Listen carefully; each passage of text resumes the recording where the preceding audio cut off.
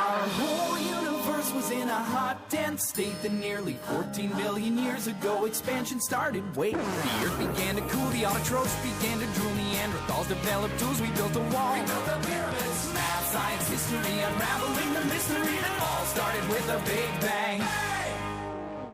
Many years ago, philosophers such as Buddha, Confucius, and Hebrew scholars began to contemplate the connection between minds and bodies.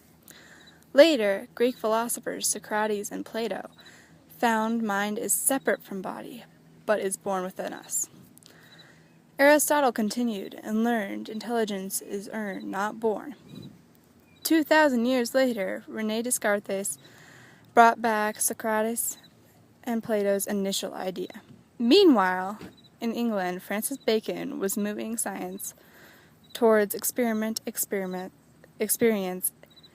and common sense. 50 years later, John Locke wrote an essay saying the mind is born blank and gains thought through the mind. This is shown through Mark Rosenberg's study of the way the brain shows growth with experience.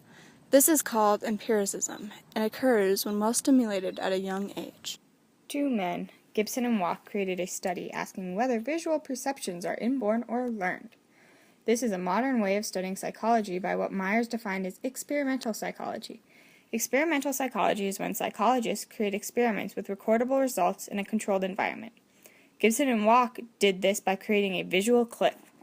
The visual cliff only appears to be a cliff. In this study, mothers would stand across the cliff and call their babies to them. Most of the babies wouldn't cross, but by the tested age, children would have already experienced falling and hurting themselves. So, the question is, do we learn from experience, or is it an inborn ability?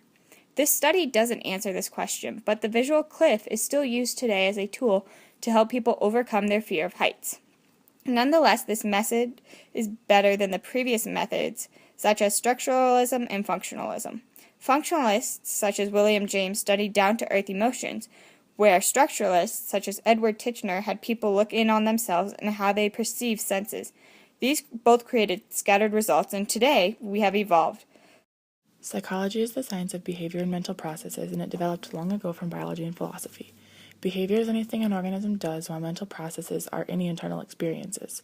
Wundt, a philosopher and physiologist, Freud, who developed the psychoanalytic theory, Watson and Skinner were all behaviorists who believed that psychology is an objective science which should not use mental processes. Skinner did a study about superstition, studying why people are superstitious. He put animals in a chamber, the Skinner box, and through operant conditioning found that positive reinforcement is what leads to superstitious behaviors. In and after the 1960s, humanistic psychology switched from putting an emphasis on potential for personal growth to cognitive neuroscience, which emphasizes the study of brain activity linked to cognition. Now, psychology is growing and globalizing, and 500,000 trained psychologists all over the world are changing the field of modern-day psychology and improving it for the better. Through a biological approach, this person acting nervous might be looked at to discover what in their brain causes their face to become flushed and their hands to be clammy. They also might look at this gene that might have been passed down. Through an evolutionary approach, one might research how this nervousness could have helped the survivals of our ancestors in the past. Someone using a psychodynamic approach might view this person's temperament as an unconscious behavior towards certain situations. With a behavioral approach, one would try to figure out what situations trigger this person's anxiety. A cognitive psychologist might look at the situation and study how this person's interpretation of the situation and how that is affecting their behavior. A humanistic viewpoint might study how this person's anxiety affects their potential for growth and feelings of self-fulfillment. A social cultural psychologist might try to study how anxiety can vary with different cultures and situations. All of these levels of analysis can work together to create a more solid understanding of psychology, known as the biopsychosocial approach. In one study called Thanks for the Memories, leading questions were found to change people's memories of events. This can be explained by both cognitive or biological approaches. Two different types of psychology are counseling and clinical. Counseling is when someone helps you with problems in life. And clinical psychologists help people with psychological disorders. A human factors psychologist studies how humans interact with machines, and then figure out how to design machines safely and easily accessible. If we take a look at two identical twins who were raised in the same home, we can see similarities in personality. The nature-nurture issue takes into account your genetic makeup and personal experiences.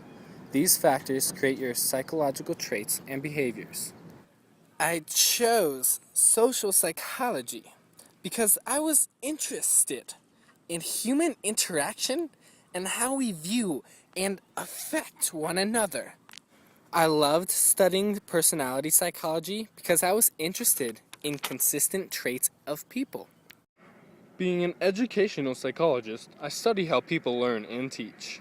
As a developmental psychologist, I study the change of ability from the time someone is born to the time they die.